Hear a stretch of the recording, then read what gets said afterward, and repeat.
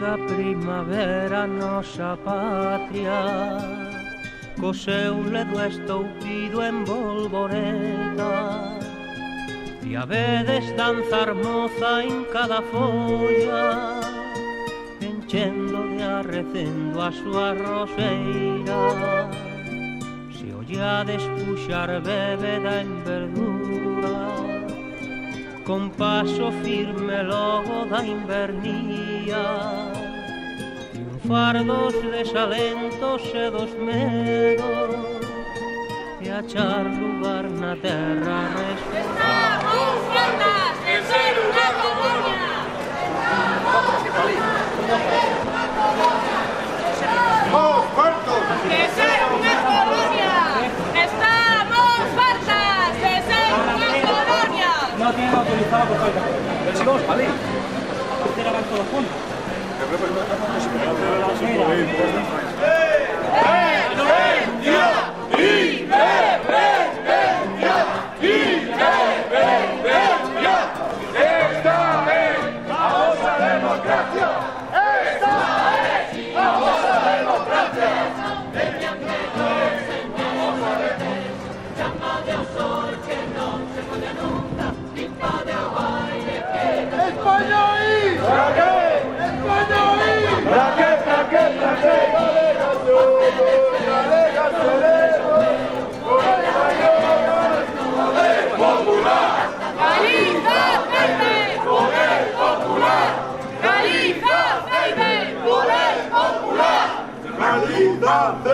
Poder popular!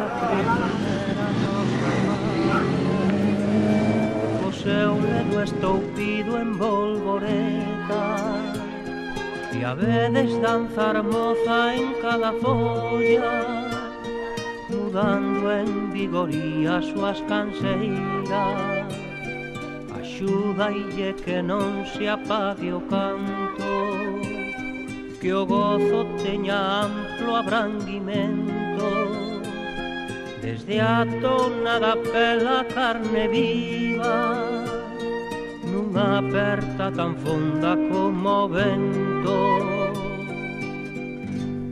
Que dure a festa de a noite e día, que ninguén ponga chatas ao seu gozo, e só despois saber. A altura do 2 de abril, cando os insurxentes e as insurxentes no marco da Praza Maior da vila amurallada de Lugo se din non obedientes á coroa castellana, á coroa española, e en todo caso fan apelos á insurrección de partida armada do pobo galego no seu conxunto en clave democrática e liberal progresista.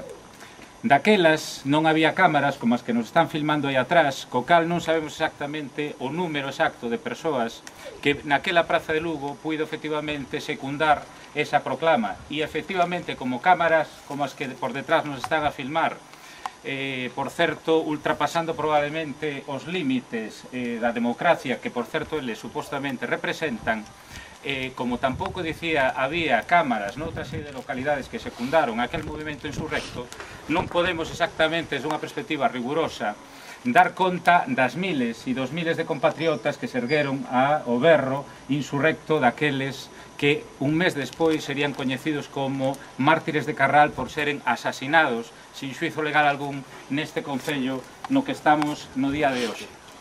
Desde logo, as proclamas que daquelas se deron serían recollidas, inda que asasinados os seus principais axentes, sobre todo na parte militar, por outras xeracións de compatriotas que efectivamente entenderían naquel proceso insurrecto o data, digamos, a data de nascimento dun movimento do que, volvo a insistir, hoxe efectivamente nos facemos parte. Xa só no 1856, 10 anos despois, sería Rosalía, sería Pondal, sería Murguía, etc., os que recollerían as proclamas que unha década atrás aqueles insurrectos efectivamente berrarían polas rúas e cidades do noso país, polas rúas e cidades, por exemplo, de Compostela, onde no Paraninfo da Universidade de Compostela, hoxe por hoxe, no edificio que alberga a Facultade de Xeografía e Historia, un Antorín Faraldo falaría e tipificaría de como a Galiza viña a ser unha colonia da corte e como o noso país se levantaría frente á humillación e abatemento, así textualmente dixo, a que o noso país estaba en todo caso sometido. Igual que a eles, nos decimos que a Galiza efectivamente,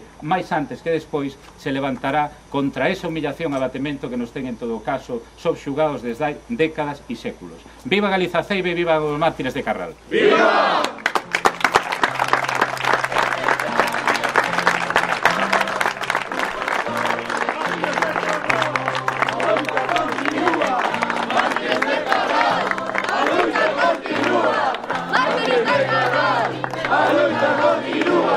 Mártires de Carral, semente da Galiza soberana.